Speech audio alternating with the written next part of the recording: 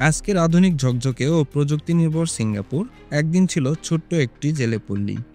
কিভাবে এই দ্বীপটি এশিয়ার অর্থনৈতিক বিস্ময়ে পরিণত হলো, চলুন ইতিহাসের পাতায় ফিরে দেখি সিঙ্গাপুরের উত্তরণের গল্প। সিঙ্গাপুরের ইতিহাস শুরু হয় প্রায় ৭০০ বছর আগে। তখন এই দ্বীপটি পরিচিত ছিল তেমাশেক নামে, যার অর্থ সমুদ্র নগর। ১৩ শতকে মালয় রাজপুত্র সাংনিলা উত্তমা এখানে আসেন এবং সিঙ্গাপুরা নামক রাজ্য প্রতিষ্ঠা করেন। কিংবদন্তি অনুসারে তিনি এখানে সিংহ দেখে দ্বীপটির নাম দেন সিঙ্গাপুরা, যার অর্থ সিংহের শহর। ১৮১৯ সালে ব্রিটিশ ইস্ট ইন্ডিয়া কোম্পানির প্রতিনিধি স্যার স্ট্যামফোর্ড র্যাফেলস সিঙ্গাপুরে আসেন। তিনি বুঝতে পারেন এই দ্বীপটি বাণিজ্যের জন্য অত্যন্ত গুরুত্বপূর্ণ। রাফেলস স্থানীয় শাসকদের সাথে চুক্তি করে এখানে ব্রিটিশ বাণিজ্য কেন্দ্র প্রতিষ্ঠা করেন। এরপর সিঙ্গাপুর দ্রুত আন্তর্জাতিক বাণিজ্য ও অভিবাসনের কেন্দ্রবিন্দুতে পরিণত হয়। ব্রিটিশ শাসনের সময় বিপুল সংখ্যক চাইনিজ, মালয় ও ভারতীয় অভিবাসী এখানে আসেন। তাদের শ্রম, সংস্কৃতি ও ধর্মীয় বৈচিত্র্য আজকের সিঙ্গাপুরকে বহুমাত্রিক সমাজে পরিণত করেছে।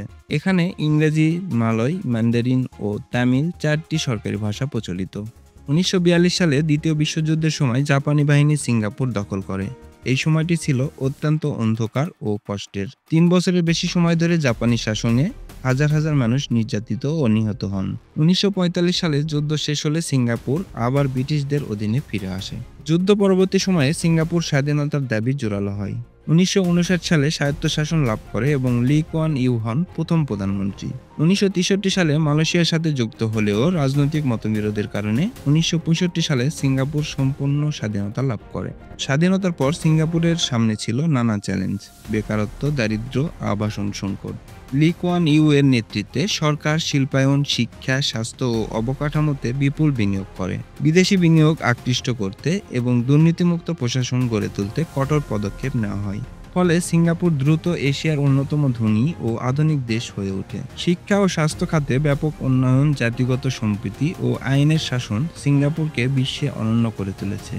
এখানে ধর্মীয় ও সাংস্কৃতিক অনুষ্ঠানগুলোকে সমানভাবে গুরুত্ব দেওয়া হয়।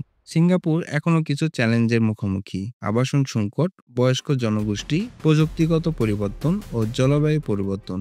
তবে দক্ষ নেতৃত্ব, উদ্ভাবনী শক্তি ও সামাজিক সংহতির মাধ্যমে তারা এগিয়ে যাচ্ছে।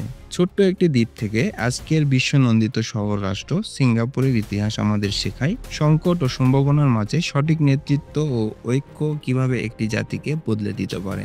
ভিডিওটি ভালো লাগলে লাইক, শেয়ার ও সাবস্ক্রাইব করতে ভুলবেন না।